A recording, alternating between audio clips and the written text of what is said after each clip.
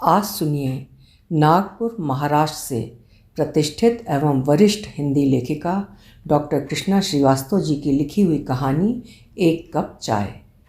तो शुरू करते हैं कहानी एक कप चाय। उस दिन बिना घड़ी देखे कुछ जल्दी ही सुबह घूमने निकल लिया। गवर्नर्स कोठी से होते हुए सेमिनरी हिल्स मृग विहार से दूरदर्शन के पास एक बुजुर्ग लाठी टेकते सामने से आते दिखाई दिए। ठंडी हवा के झोंकों के आनंद में मग्न मैं मन ही मन कुछ गुनगुनाता, ये कौन हंसता है फूलों में छुपकर। आगे बढ़ता चला जा रहा था। धुंधलका गया नहीं था। सामने से आते व्यक्ति ने पास आकर सलाम अलैकुम कहा। तुरंत ही मैंने आदतानुसार हाथ जोड़कर नमस्ते कर लिया था। उन्होंने बड़े ही अदब से मेरे मुखातिब होकर पूछा था, बरखुरदार, आप रोज़ सैर को आते हैं? जी, कई सालों से रोज़ सुबह घूमने आता हूँ। सेहत अच्छी रहती है। सो तो है, कहते हुए वे घूमकर मेरे संग हो लिए। उनके साथ के लिए मुझे अपनी चाल धीमी करनी पड़ी। उन्होंने बातों का सिलसिला जारी रखते हुए अगला प्रश्न पूछ लिया, जनाब करते क्या हैं आप? मैंने उत्तर में बताया था, वकालत करता हूँ चाचा जी। उनकी उम्र और उनके बरखुरदार संबोधित करने के कारण मैंने भी उन्हें चाचा कहा था। बहुत बढ़िया बेटा, आप आगे चलिए, मैं तो बूढ़ा हूँ, धीरे धीरे ही चल पाता हूँ। ठीक है, मैं आगे बढ़ गया था। आगे बढ़ने पर मुझे एहसास हुआ कि आज रास्ते में कोई नहीं मिला, केवल उन बुजुर्ग के। जब लौट कर आ रहा था तब एक आध परिचित मिले, नमस्ते हुई। उन्होंने पूछ भी लिया, आज बहुत जल्दी निकल लिए घूमने? मुझे एहसास हुआ कि शायद घड़ी देखने में आज गड़बड़ हो गई। 5:30 की जगह 4:30 ही निकल लिया घूमने के लिए। धुंधलका छट चुका, आकाश में लालिमा बिखर गई थी, मानो सूर्यागमन के लिए रेड कारपेट स्वागत हेतु बिछा दिया गया हो। रोज़ तो इसी समय जाता था, आज घर वापस पहुंच रहा था। प्रातः भ्रमण की आदत लंबे समय से लग चुकी थी। यदि किसी दिन कार्यवश न निकल पाता तो दिन भर महसूस होता मानो कुछ छूट गया है। सर्दी, गर्मी, बरसात, हर मौसम ये क्रम जारी था। बस बहुत अधिक बारिश में व्यवधान पड़ जाता था। शुद्ध हवा मन में उत्साह भरती, झूमते वृक्ष बतियाते लगते। गर्मियों में भी सुबह का मौसम सुहाना ही लगता था। बसंत ऋतु का क्या कहना, हर ओर बहती सुगंधित बयार के झोंके अनेक विचार जगाते। अगर मैं कोई कवि होता तो प्रकृति नटी के इस सौंदर्य को अपनी कल्पनाओं के बल पर उन्हें लिपिबद्ध अवश्य करता। भौरों की गुनगुन, हंसती खिलखिलाती कलियां किसी नवयौवना की भांति मन को बांध लेती। मगर मैं ठहरा वकील, कानूनी दाव पेचों में उलझा अपने क्लाइंट्स को किस भांति उनका हक दिलाना है, इसमें उलझा रहता था। इसी चिंतन मनन में न चाहते हुए भी सिगरेट पीने की बुरी लत भी लग गई थी। इसीलिए बहुत सोचते समझते हुए सिगरेट पीता था। सुबह सुबह घूमने जाने के अन्य भी सेहत बनाने के अलावा कई फायदे नजर आए। अनेक अजनबियों से पहचान हुई, जो पहले केवल मुस्कुराकर और फिर बातों का सिलसिला जारी करते हैं, कुछ तो अच्छे मित्र और सहायक बन जाते हैं। अब जैसे पिछले दिन बुजुर्ग व्यक्ति ने दुआ सलाम कर दोस्ती कर ली और हमारे चचा बन गए थे। खुले स्वभाव की आदत ही होती है कि वे फटाफट दोस्ती गांठ लेते हैं, जबकि आत्म केंद्रित व्यक्ति बड़ी देर में खुलता है। अजनबी से चचा बने बुजुर्ग बेहद खुले स्वभाव के निकले, जिन्होंने अपने से बहुत छोटे यानी कि मुझसे अपनी ओर से सलाम कर दोस्ती कर ली थी, और मैं अपनी धुन में मगन उनसे नमस्ते करने को मजबूर हो गया था। वृद्ध 4 कदम साथ भी चले, जिससे वे मेरे मित्रों की श्रेणी में भी शामिल हो गए थे, क्योंकि मान्यता अनुसार जो 4 कदम साथ चले वो मित्र होता है। अक्सर मित्रों के संग घूमने में 1-1.5 घंटा भी सुबह निकल जाता। कभी जल्दी कभी देर का क्रम जारी रहता, इसलिए कभी जल्दी निकलने वाले मिलते, कभी देर से निकलने वाले मित्र मिल जाते। दोनों समय के दोस्तों से अच्छी दोस्ती हो चुकी थी। नींद उस दिन जल्दी खुल गई थी। एक केस की तैयारी भी करनी थी। बदली के कारण अंधेरा छाया था। सोचा जल्दी घूम आऊँ, फिर काम में लगूँ। सामने से लाठी टेकते वही बुजुर्ग फिर से मिले। मैंने उनकी चाल दूर से पहचान ली, इसलिए पहले ही पहचान जताते हुए सलाम चाचा जी कहकर उनका सम्मान किया था। वे खुश हो गए। अस्सलाम वालेकुम बरखुरदार वकील साहब, कैसे हैं? कई दिनों से आपके दीदार नहीं हुए। जी चचा, एकदम चुस्त दुरुस्त। सुबह घूमने का परिणाम है। मैं अक्सर देर से आता हूँ, आज जल्दी नींद खुल गई तो निकल लिया जल्दी ही घूमने के लिए। ठीक फरमाया। जवान हूँ, नींद आती है, मैं तो बहुत कम सोता हूँ, तो जब उठ गए तभी चल दिए तफरी को। ये रास्ता भी साफ़ सुथरा है, ना कोई डर है ना ही कोई अड़ंगा, इसीलिए इस रास्ते में घूमना भी अच्छा लगता है। एकदम सही फरमाया चाचा जी, इसीलिए आपकी सेहत इस उम्र में भी चुस्त दुरुस्त है। खुदा का करम है बेटा, तभी तो जिए जा रहे हैं। जब तक आदमी जीता है कोई ना कोई फिक्र लेकर जीता है, इंतकाल के बाद क्या होगा खुदा जाने। आपको इस उम्र में भी कोई चिंता सता रही है क्या? घर में तो सब ठीक है ना चाचा? मैंने सहज ही पूछ लिया था उनसे। शायद इसी प्रश्न की आशा से वो भूमिका बांध रहे थे। बोले, क्या बताऊं वकील बेटा, मसला भी कहूं तो आपसे ही संबंधित है, बस उसी बात की बड़ी फिक्र है। मुझसे संबंधित है? भला कैसे? आपसे तो कुछ ही दिन पहले मुलाकात हुई है। सही, एकदम सही फरमा रहे हैं आप। मेरा मतलब आपके पेशे से संबंधित चिंता है वकील बेटे। मेरे पुश्तैनी घर और उसकी रजिस्ट्री का मसला है। उन बुज़ुर्ग की परेशानी हल करने के लिए मैंने कहा था कि अच्छा किसी दिन अपना पूरा किस्सा मुझे बताइएगा, देखूंगा उस विषय में मैं आपकी क्या मदद कर सकता हूँ। उन बुजुर्ग समद मियाँ की आंखों में आशा की किरण जागी थी। शायद बहुत हताश थे, जरा सी तसल्ली से खुश हो गए थे। घर जल्दी लौटना था, इसलिए उनकी पूरी बात सुने बगैर विदाई ले ली थी। हालांकि बाद में इस बात का बहुत अफसोस भी हुआ था कि चाहता तो समद मियाँ की बात थोड़ी देर रुक कर सुन सकता था। मनुष्यता का तकाजा भी था। मन को समझाया था, अगली बार उनकी पूरी बात सुन लूँगा, चाहे कितनी भी देर हो जाए। मन ही मन अपने आप को तसल्ली देकर उस हावी विचार से निजात पाई थी। इत्तेफाक ही था, उसी दिन कोर्ट से लौटते समय एक स्कूटर से मेरा स्कूटर टकरा गया। हम दोनों सवार गिर पड़े थे। चोटें भी दोनों को आई थी, लेकिन इतनी नहीं कि अपने अपने घर भी न लौट सकें। एक दूसरे पर गुस्सा हो, भला बुरा कहकर अपने घर लौट आए थे। डॉक्टर ने देखा तो 8-10 दिन के लिए घर में ही कैद कर दिया था। न जाने क्यों घर में रहते हुए समद मियाँ की याद बार बार आई थी। उनके केस के बारे में जानने की, मेरे आश्वासन पर चेहरे पर छाई खुशी और आंखों के चमक की। शायद काम होने की आशा से, जिसके पूरा ना हो पाने से बड़े हताश निराश थे। शायद उनकी गरीबी भी आड़े आ रही हो। उनको मदद करने का दृढ़ निश्चय मैंने कर लिया था। 10 की जगह 15 दिन मुझे ठीक होने में लग गए थे। 16वें दिन ठीक होकर थोड़ी देर से घूमने गया था। समद मियाँ रास्ते में कहीं नहीं दिखाई पड़े थे। इतने दिन हो गए थे, शायद समद मियाँ ने सोचा होगा कि मैं संभवतः डींग हाँकने वाला होऊंगा, जो मदद मांगते ही गधे के सिर पर सींग की भांति गायब हो गया। उनके नाम समद मियाँ के अलावा कोई पता ठिकाना मेरे पास नहीं था। समद मियाँ नहीं दिखे तो उसका मलाल दिल में रहेगा। क्या पता इस फानी दुनिया में वे थे भी या नहीं। इस विचार के लिए मन ही मन अपने को कोसा था। भगवान करे वे अच्छे हों। सुबह से ही घने बादलों ने आसमान को घेर रखा था। ऐसे भरे पड़े थे कि बस अभी झमाझम बरस जाएंगे। शायद पानी को अपने अंदर थामे रहने की ताकत पर विचार कर रहे थे।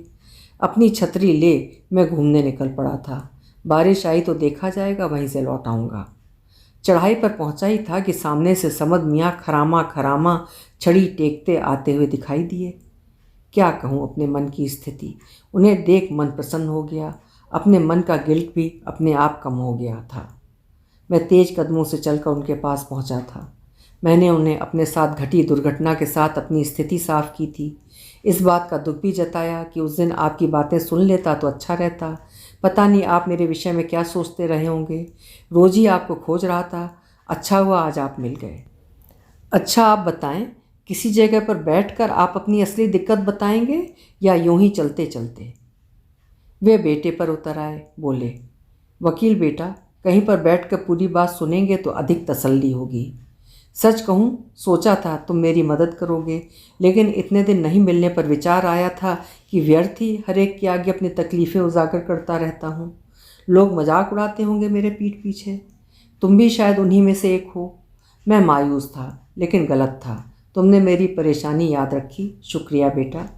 उनकी आंखें नम थीं। विस्तार से उन्होंने अपनी व्यथा कथा सुनाई। जाफर नगर में उनका एक पुश्तैनी मकान है, जो अपनी अकेली औलाद रजिया के नाम कर दिया। अपनी बेगम के इंतकाल के बाद रजिया अपने साथ रहने की जिद करने लगी। अम्मी तो अब नहीं रहीं, आपका बुढ़ापा है, आप अकेले रहेंगे तो फिक्र लगी रहेगी।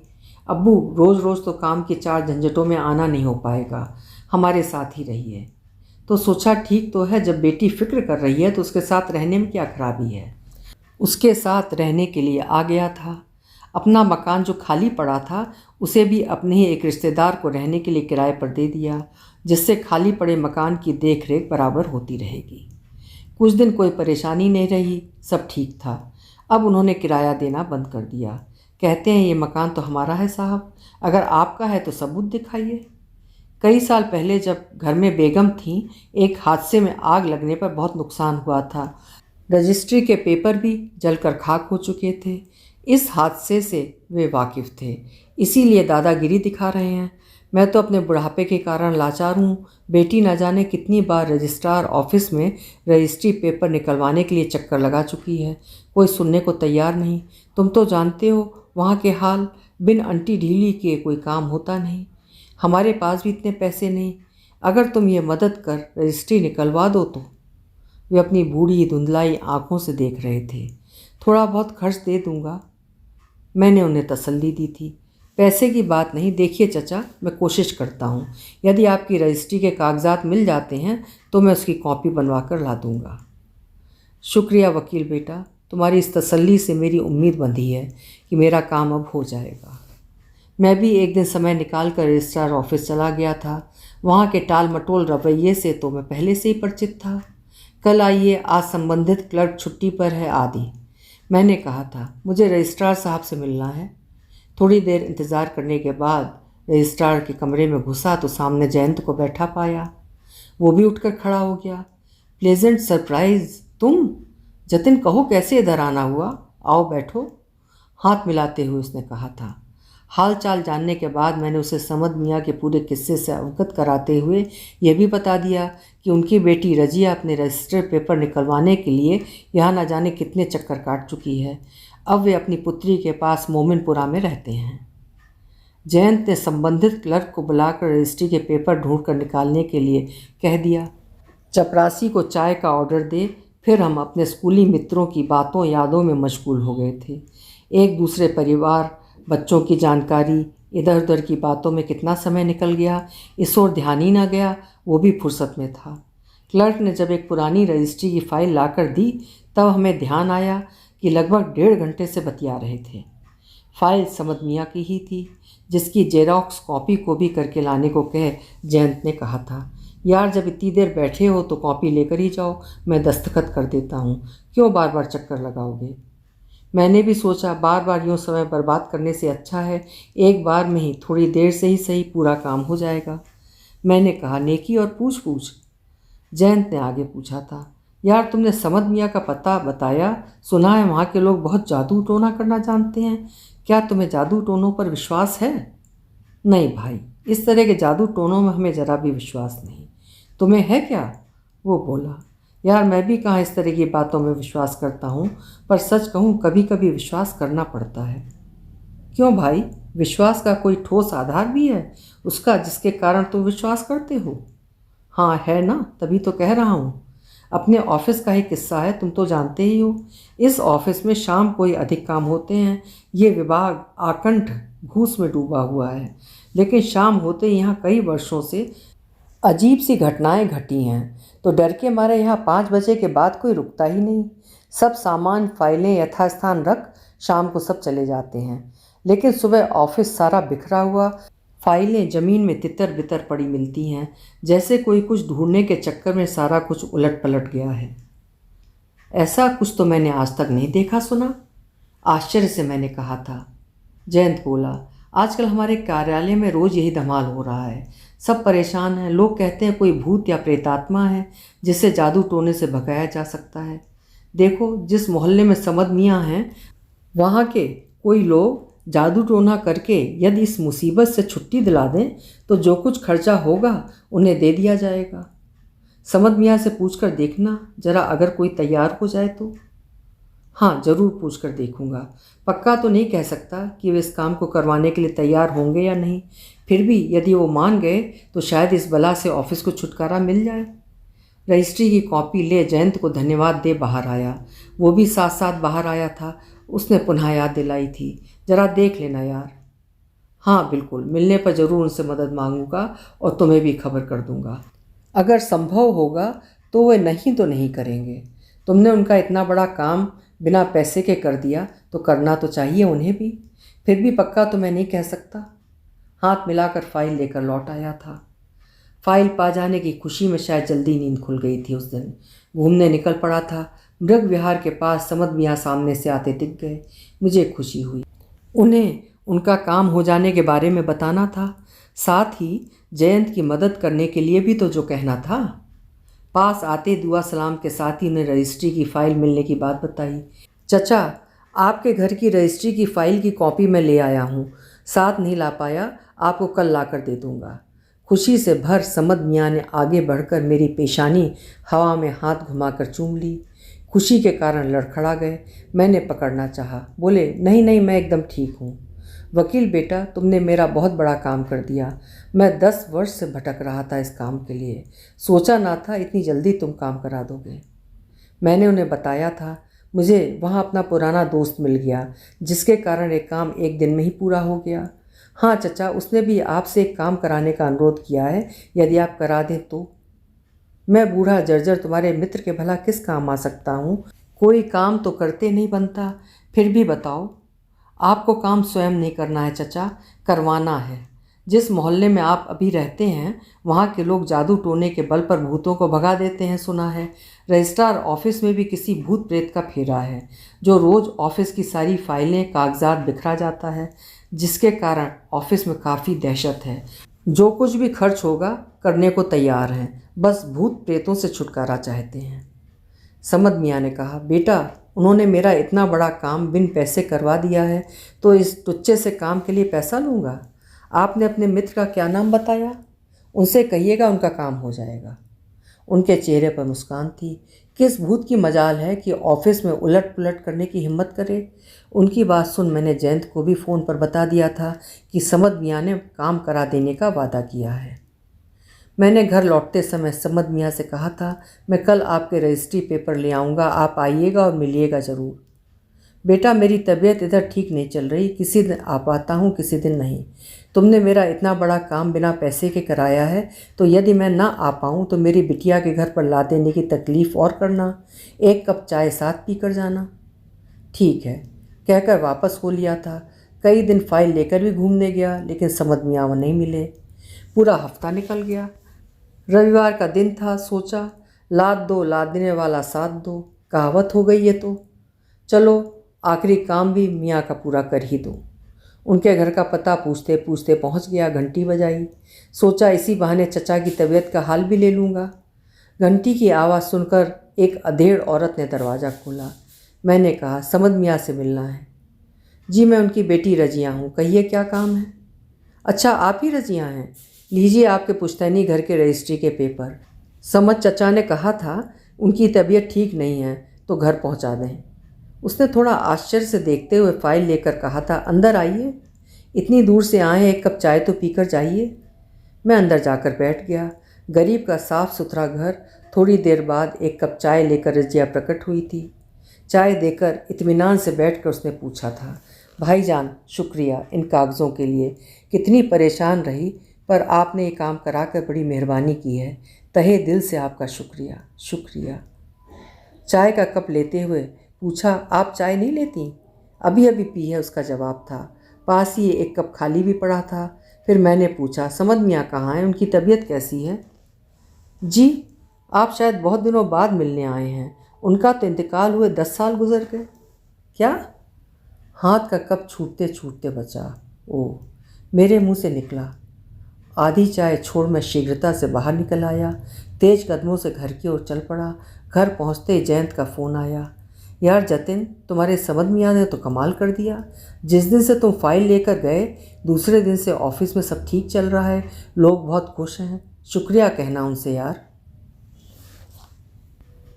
अभी आप सुन रहे थे डॉक्टर कृष्णा श्रीवास्तव जी की लिखी हुई कहानी एक कप चाय। कहानी आपको कैसी लगी कमेंट सेक्शन में ज़रूर लिखिएगा। कल फिर मिलेंगे। आपका समय शुभ हो।